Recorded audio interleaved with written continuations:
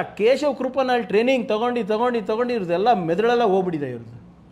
Common sense ಅನ್ನೋದೇ ಇಲ್ಲ, logic ಅನ್ನೋದಿಲ್ಲ.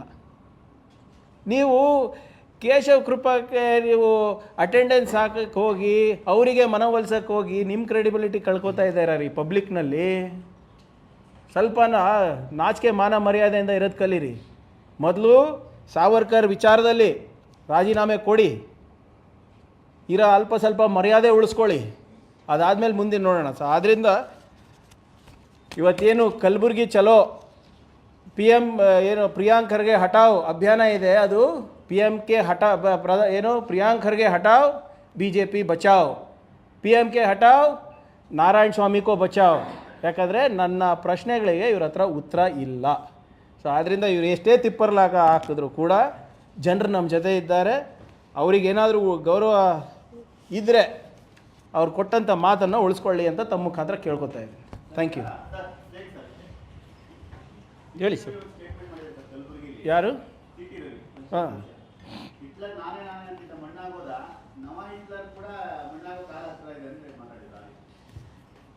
ಯಾರು ಮಣ್ಣಾಗಿದ್ದು ಮೊನ್ನೆ ಎಲೆಕ್ಷನಲ್ಲಿ?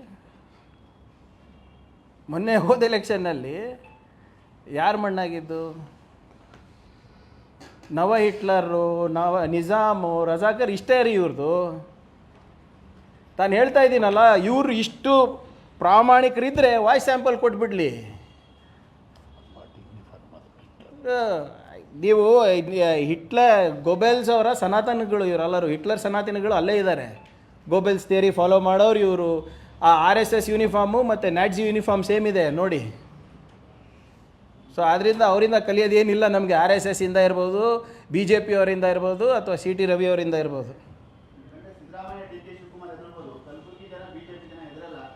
ಯಾಕ್ರಿ ಹೆದರ್ಬೇಕು ನನ್ನಿಂದ? ಯಾರನ್ನ ಯಾಕೆ ನೀವು ಹೆದರ್ತೀರಾ? ಈಗ ನೋಡಿ ಹೆಂಗೆ ಆರಾಮಾಗಿ ನಿಮ್ಮ ಪ್ರಶ್ನೆಗಳಿಗೆಲ್ಲ ಉತ್ತರ ಕೊಡ್ತಾ ಇದ್ದೀನಿ. ಯಾವತ್ತೂ ಕೂಡ ಓಡೋಗಿಲ್ಲ. ಯಾವತ್ತನ ಬೆನ್ನು ತೋರಿಸಿದ್ದೀನಿ ಅವ್ರ ಥರ ಮೊಬೈಲ್ ಸ್ವಿಚ್ ಆಫ್ ಮಾಡ್ಕೊಂಡ್ಬಿಟ್ಟಿದ್ರಲ್ಲ 2 ದಿನ. BJP ಅವ್ರ ಥರ ಯಾವತ್ತನ ಅದೆಲ್ಲ ಬಿಟ್ಬಿಡ್ರಿ. ಮೋದಿ ಅವ್ರು ಒಂದು ಪ್ರೆಸ್ ಕಾನ್ಫರೆನ್ಸ್ ಮಾಡಿದಾರ? 11 ವರ್ಷ ಆಯಿತು. ನಾವು ಏನೇ ಇದ್ದರೂ ಕೂಡ ನಿಮ್ಮ ಎದುರಿಗೆ ಇರ್ತೀವಿ. ತಪ್ಪು ಮಾಡಿದರೆ ಕ್ಷಮೆ ಕೇಳೋ ಇದೂ ಇದೆ, ತಪ್ಪು ಮಾಡಿಲ್ಲ ಅಂದರೆ ಎದೆ ಉಬ್ಬಿಸ್ಕೊಂಡು ಮಾತಾಡೋಷ್ಟು ಕೆಪಾಸಿಟಿ ಇದೆ. ಅವ್ರದ್ದು ಹತ್ರ ಏನಿದೆ? ಯಾಕೆ ಇನ್ನು ಮುನಿರತ್ನ ತೆಗೆದಿಲ್ಲ ಹೇಳಿ? ಯಾಕೆ ಇನ್ನೂ ಇಟ್ಕೊಂಡಿದ್ದಾರೆ? ಪೂಜ್ಯ ಅಪ್ಪಾಜಿ ಬಗ್ಗೆ ಏನಿದೆ ಅವ್ರ ವಿಚಾರ ಹೇಳಿ ನೋಡೋಣ. ಇವರೆಲ್ಲ ಒಂದು ರಿಂಗ್ ಮಾಡ್ಕೊಂಡಿದ್ದು ಪಾಪ ವಿಜೇಂದ್ರ ಅವರಿಗೆ ಹೊರಗೆ ಹಾಕ್ಲಿಕ್ಕೆ. ಇವಾಗ ಯತ್ನಾಳ್ ಅವ್ರಿಗೆ ಹೊರಗೆ ಹಾಕಿದ ತಕ್ಷಣ ಪಾಪ ಇವರೆಲ್ಲರೂ ಗಪ್ಪಾಗ್ಬಿಟ್ರು, ಯಾರೂ ಸದ್ದಿಲ್ಲ.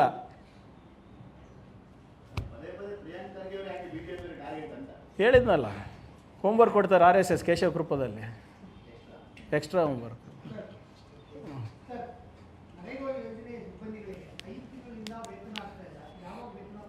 ಇವತ್ತು ನಾನು ಮಾನ್ಯ ಶಿವರಾಜ್ ಸಿಂಗ್ ಚೌಹಾಣ್ ಅವರಿಗೆ ಪತ್ರ ಬರೆದಿದ್ದೀನಿ. ನಮ್ಮ ಅಡ್ಮಿನಿಸ್ಟ್ರೇಟಿವ್ ಎಕ್ಸ್ಪೆನ್ಸಸ್ಸು ಮತ್ತು 5 ತಿಂಗಳಿಂದ ಇಂಜಿನಿಯರ್ಸಿಗೆ ವೇತನ ಹೋಗಿಲ್ಲ ಅಂತ. ಯಾಕಂದರೆ ಇದು ಕೇಂದ್ರ ಸರ್ಕಾರದಿಂದ ಬರಬೇಕು.